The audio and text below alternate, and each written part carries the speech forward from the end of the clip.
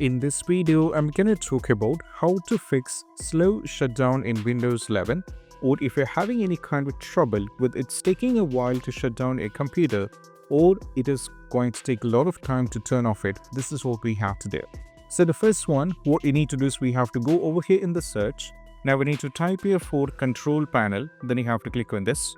Now from here we have to go to the large icons. From here what you need to do is go to the power option here.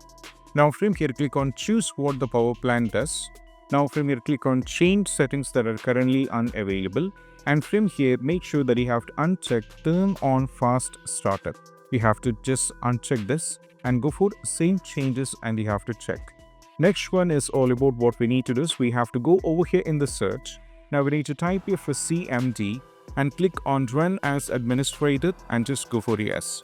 Now we need to type SFC, then put a space / go for scan now and you have to just press enter.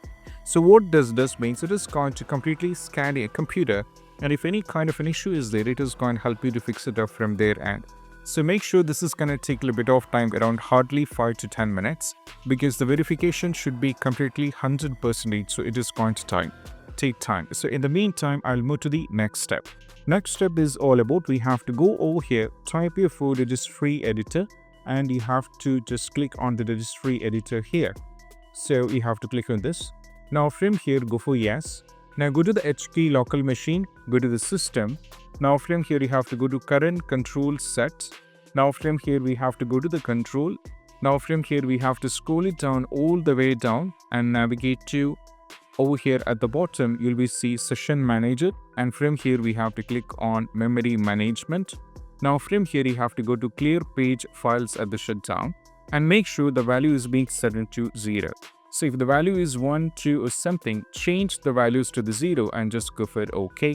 So if you don't have this one over here, you can create it. So we have to right click and go to the new, create a D word 32-bit value, and you have to name it clear.